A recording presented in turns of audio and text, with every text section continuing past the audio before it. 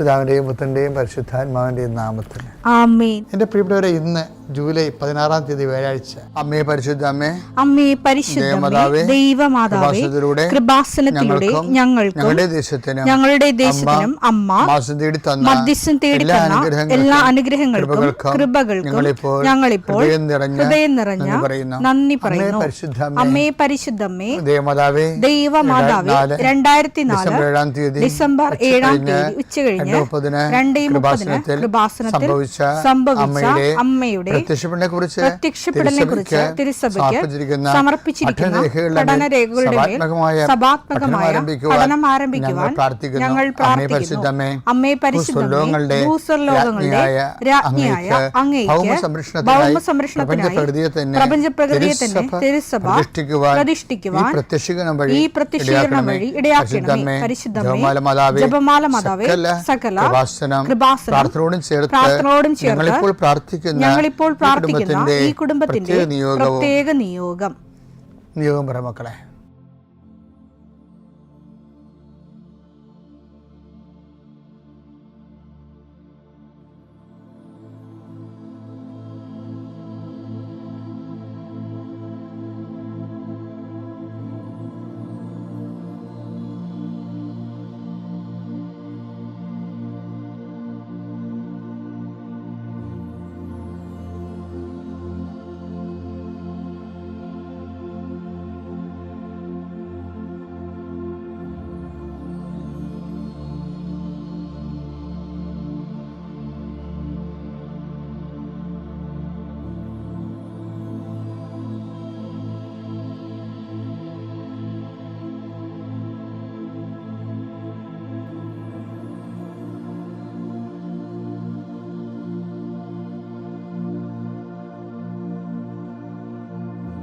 അമ്മയുടെ പ്രത്യക്ഷീകരണത്തിന്റെ ഈ അനുഗ്രഹവേളയിൽ ഞങ്ങൾക്ക് സാധിച്ചു തരുവാൻ കനിയണമേ. ആമേൻ. വിശ്വാസ പ്രമാണം.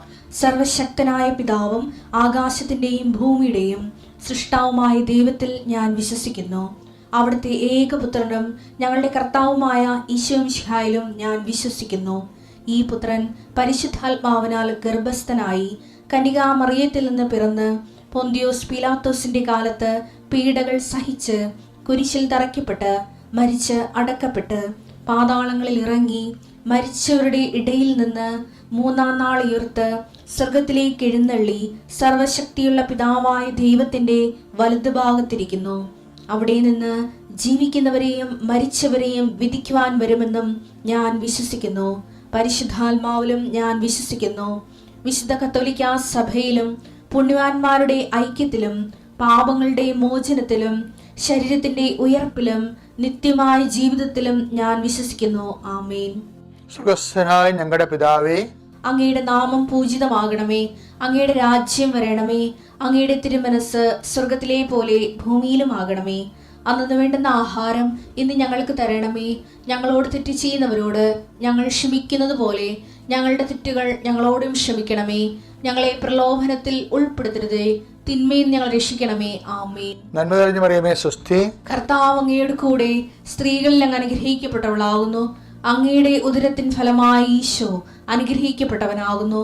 പരിശുദ്ധ മറിയമേ, തമ്പുരാന്റെ അമ്മേ, പാപികളായ ഞങ്ങൾക്ക് വേണ്ടി ഇപ്പോഴും ഞങ്ങളുടെ മരണസമയത്തും തമ്പുരാനോട് അപേക്ഷിക്കണമേ. ആമേൻ. കർത്താവേ, നിന്റെ ഉന്നതമായ നാമത്തിന് സ്തോത്രം ചെയ്യുന്നു. കർത്താവേ, നിന്റെ വിശുദ്ധ പൗരോഹിത്യത്തെ മഹത്വപ്പെടുത്തണമേ. കർത്താവെ, സഭയിലുള്ള സാന്നിധ്യം ദൃഢമാക്കണം. 40 വർഷം ഞാൻ അർപ്പിച്ച കൃപാസനത്താരെ ജീവനോടെ പ്രത്യക്ഷപ്പെട്ട മാതാവിൻ്റെ സാന്നിധ്യം ഈ കൃപാസനത്തിൽ വന്നിറങ്ങി പ്രാർത്ഥിച്ചു പോകുന്ന ലക്ഷോപലക്ഷം മനുഷ്യരുടെ പ്രാർത്ഥനയുടെ ശക്തിയാൽ ഞാൻ ഇന്നത്തെ ദിവസത്തെ എൻ്റെ മക്കളുടെ ആവശ്യങ്ങളെ കർത്താവിൻ്റെ ദൃശ്യം സമർപ്പിച്ചുകൊണ്ട് ആശീർവദിക്കുന്നു. കർത്താവെ, അങ്ങയുടെ മക്കളുടെ മേൽ നിൻ്റെ തിരുമുറുപാട് മരുന്നുകരം വെക്കണമേ. എൻ്റെ കർത്താവിൻ്റെ ഉന്നതമായ നാമത്തിൽ ശിരസിൻ്റെ രോഗങ്ങൾ, ബ്രെയിനിലെ സിസ്റ്റുകൾ, ബ്രെയിനിലെ ക്യാൻസറുകൾ, ബ്രെയിനുമായിട്ട് ബന്ധപ്പെട്ട മുഴുവൻ രോഗങ്ങൾ ഈ നിമിഷം ഇത് പ്രാർത്ഥന കൂടുന്ന മക്കളുടെ മേൽ കർത്താവിൻ്റെ ശക്തി ഒഴുകുകയും സുഖപ്പെടുകയും ചെയ്യട്ടെ. തൊണ്ടനൊമ്പരങ്ങൾ, അത്തോൺസൈറ്റുകൾ, തൈറോയിഡുകൾ, ശ്വാസകോശ രോഗങ്ങൾ, ഉദര രോഗങ്ങൾ, പിസ്തുല രോഗങ്ങൾ, PCOD രോഗങ്ങൾ, സർവാംഗവാത രോഗങ്ങൾ, വൃഷ്ണരോഗങ്ങൾ, കർത്താവിൻ്റെ നാമത്തിൽ ഉച്ചമുതൽ ഉള്ളംകാർ വരെ കർത്താവിൻ്റെ രക്തം പടരട്ടെ. മരുന്ന് ലേപനമല്ല, അങ്ങനെ വചനമാണല്ലോ അങ്ങനെ മക്കളെ സുഖപ്പെടുത്തുന്നത്. വചനത്തിൻ്റെ കരുത്ത ശക്തിയാൽ യേശുക്രിസ്തു ഉന്നതമായ നാമത്തിൽ അങ്ങനെ മക്കൾ സൗഖ്യം പ്രാപിക്കട്ടെ. കർത്താവ്, ഇന്നത്തെ യാത്ര, ഇന്നത്തെ സംസാരം, ഇന്നത്തെ കമ്മ്യൂണിക്കേഷൻസ്, ഇന്നത്തെ ഒപ്പുകൾ, ഇന്നത്തെ എഴുത്തുകൾ, ഇന്നത്തെ ഉപയോഗിക്കുന്ന വാഹനങ്ങൾ, കർത്താവ് ഇന്ന് ചെയ്തു തീർക്കേണ്ട എല്ലാ ഉത്തരവാദിത്തങ്ങളും കണ്ടുമുട്ടുന്ന എല്ലാ വ്യക്തികളുടെ മേലും എൻ്റെ മക്കളുടെ മേൽ കർത്താവിൻ്റെ ശക്തി പ്രവർത്തിക്കുകയും മാതാവിൻ്റെ മധ്യസ്ഥത്തിൽ സഞ്ചാരി മാതാവ് സമയത്തിൻ്റെ അധികാരം നിലമേലങ്കിയാൽ നിങ്ങളെ പൊതിയുകയും സന്തോഷത്തോടെ നിങ്ങൾ രാത്രി തിരിച്ചു വരാൻ ദൈവം അനുവദിക്കുകയും ചെയ്യട്ടെ. എൻ്റെ പ്രിയപ്പെട്ടവരെ, ഇപ്പോൾ ചേച്ചിമാരും അമ്മച്ചിമാരൊക്കെ അത് ശ്രദ്ധിച്ചിട്ടുണ്ടോയെന്ന് അറിയത്തില്ല. ലോകം ചെറുപ്പക്കാരെല്ലാം ഇപ്പം ഈ ലോക ഫുട്ബോളിൻ്റെ പുറകെയാണ്. അതായത് എനിക്ക് അതായത് ഈ കഴിഞ്ഞ ദിവസങ്ങളിലൊക്കെ ഫുട്ബോളിലെ പ്രധാനപ്പെട്ട രാക്ഷസന്മാരൊക്കെ പുറത്തായി.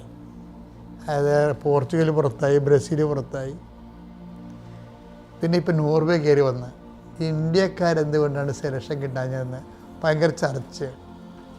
നമ്മൾ 140 കോടി ഉണ്ടല്ലോ, അപ്പോൾ നമ്മളെക്കാൾ 150 കോടി ഗ്രാസ്യ അങ്ങനെ എന്തൊക്കെ ചെറിയ രാജ്യങ്ങളൊക്കെ ഇല്ലേ, അവർക്കൊക്കെ ലോക ഫുട്ബോളിൽ സെലക്ഷൻ കിട്ടി. നമ്മളിന്ന് പറയുന്ന പല രാജ്യങ്ങളും 94-96 സെലക്ഷൻ്റെ കാലത്ത് ഈ ഇന്ത്യ 7-ാം സ്ഥാനത്തായിരുന്നു ലോകകപ്പ്. ആ ഇന്ത്യയിൽ നിന്ന് 144 പോയിന്ന്.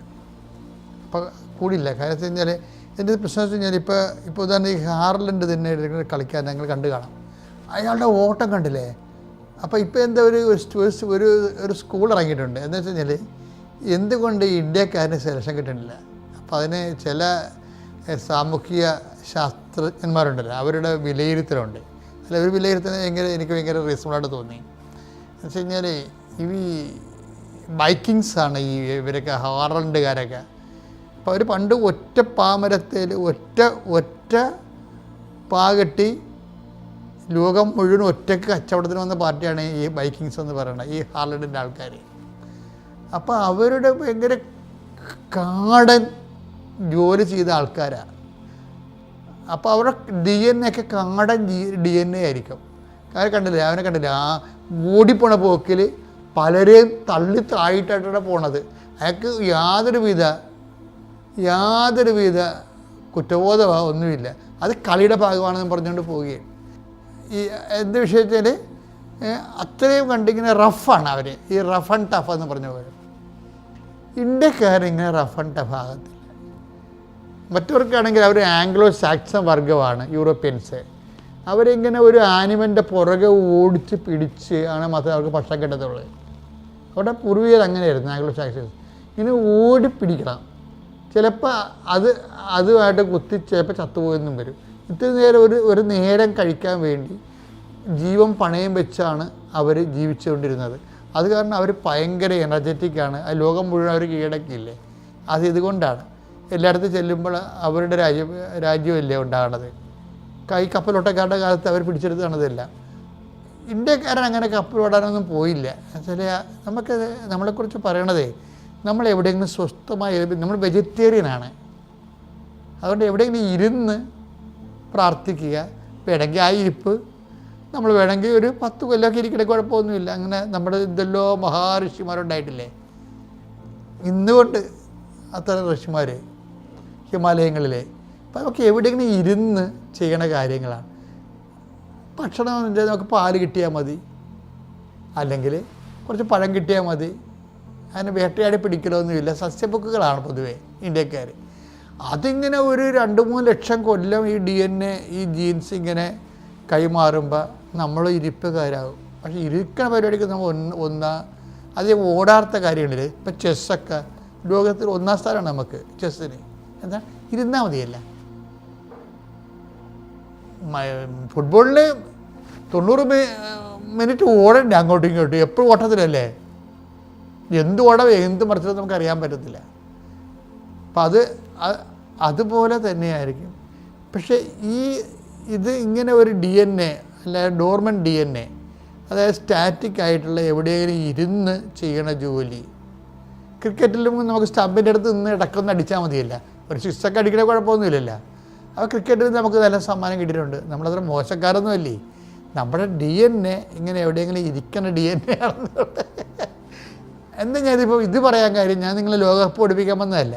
പക്ഷേ എന്താ പ്രശ്നം വെച്ച് കഴിഞ്ഞാൽ പ്രാർത്ഥനാ ജീവിതത്തെ ഇത് ബാധിക്കുന്നുണ്ട് ശരിക്കും, പ്രത്യേകിച്ച് ഉടമ്പടി ജീവിതത്തെ. എന്താ പ്രശ്നം വെച്ചാൽ ഉടമ്പടി ഈ പുതിയ നിയമത്തിൻ്റെ ആധ്യാത്മികത ഉദ്ഘാടനം ചെയ്തപ്പോൾ ഈശോ പറഞ്ഞ് ഈ പഴയ മെഷർ കൊണ്ട് നടക്കത്തില്ല കേട്ടോ, പുതിയ വീഞ്ഞാണിത്, ഇത് പഴയ തോൽക്കുടത്തിൽ കൊണ്ടുപോയി വെക്കരുത്. മറ്റേത് അതാണ് ഈശോ വായിച്ചത്. ലൂക്ക 5:37-38. ലൂക്ക 5:37-38. ആരും പുതിയ വീഞ്ഞ് പഴയ തോൽക്കുടങ്ങളിൽ ഒഴിച്ചു വെക്കാറില്ല. അങ്ങനെ ചെയ്താൽ പുതിയ വീഞ്ഞ് പഴയ തോൽക്കുടങ്ങൾ ഭേദിച്ച് ഒഴുകിപ്പോവുകയും തോൽക്കുടങ്ങൾ നശിക്കുകയും ചെയ്യും. പുതിയ വീഞ്ഞ് പുതിയ തോൽക്കുടങ്ങളിലാണ് ഒഴിച്ചു വെക്കേണ്ടത്. ഇപ്പം ഉടമ്പടിയുടെ പുതിയ വീഞ്ഞാണ്. അത് എവിടെയെങ്കിലും ഇരുന്നുകൊണ്ട് ഇപ്പം ചില ആൾക്കാരൊക്കെ ഇല്ലേ പ്രത്യക്ഷ പ്രാർത്ഥന ഞങ്ങൾ 33 പ്രാവശ്യം ചെല്ലിയെന്ന് പറയുമ്പോൾ ഈ പഴയ തോൽക്കുടമാണ്. ഇവിടെ നിന്ന് പറഞ്ഞിട്ടില്ലേ, എവിടെയെങ്കിലും ചടച്ചു കുത്തി ഇരുന്ന് ഉടമ്പടി വർക്ക് ചെയ്യത്തില്ല. ഇത് പുതിയ വീഞ്ഞാണ്, പുതിയ തോൽക്കുടങ്ങളിൽ തന്നെ വെക്കണം. ഇത് ഇറങ്ങി പ്രവർത്തിക്കുകയാണ് ചെയ്യണം. നമ്മൾ കാരുണ്യ പ്രവർത്തികൾ അങ്ങനെയാണ്. നിങ്ങൾ എന്നെ സന്ദർശിച്ചു എന്നല്ലേ പറഞ്ഞു. ഞാൻ കാരാഗ്രഹവാസിയായിരുന്നു, എന്നെ സന്ദർശിച്ചു. അപ്പം ആരാണ്? കർത്താവ് നമ്മളെ സന്ദർശിക്കാൻ വന്നതല്ല, ദൈവത്തെ നമ്മൾ സന്ദർശിക്കുകയാണ് ചെയ്യണത്. റീച്ച് ഔട്ട് ചെയ്യണം. ഇപ്പോൾ റീച്ച് ഔട്ട് ചെയ്യാണ്, അല്ലാതെ വീടിനകത്ത് കുത്തിയിരിക്കുകയല്ല. അപ്പോൾ ഉടമ്പടിയിൽ വരുന്ന ഏറ്റവും വലിയ സാക്ഷ്യങ്ങളുടെ കാരണം ഇതിൻ്റെ പുതിയ വീഞ്ഞ് അത് എടുത്ത ആൾക്കാർ, പ്രത്യേകിച്ച് ചെറുപ്പക്കാരുടെ സാക്ഷ്യങ്ങളല്ല, ഇടി മുഴക്കമുള്ള സാക്ഷ്യങ്ങൾ. എന്താണ്? അവർ പുതിയ വീഞ്ഞ് പുതിയ തോൽക്കുടങ്ങൾ തന്നെ വെച്ചിരിക്കുന്നത്. അത് ഇടിവിട്ട് പോലെ ഇറങ്ങി പ്രവർത്തിക്കും. കഴിഞ്ഞ ദിവസങ്ങളിലൊക്കെ ഞാൻ പറഞ്ഞ സാക്ഷ്യങ്ങളെല്ലാം അങ്ങനെയല്ലേ. ഓരോരുത്തരും ഇങ്ങനെ ഇറങ്ങി കർത്താവിൻ്റെ സുവിശേഷം കൈമാറുന്ന പുതിയ വീഞ്ഞ് പുതിയ തോൽക്കുടങ്ങളിൽ എല്ലാവരും വെക്കാനും അതുകൊണ്ട് പുതിയ ഫലങ്ങളുണ്ടാക്കാനും ദൈവം നിങ്ങളെ സഹായിക്കട്ടെ. പിതാവിൻ്റെയും പുത്രൻ്റെയും പരിശുദ്ധാത്മാവിൻ്റെയും നാമം.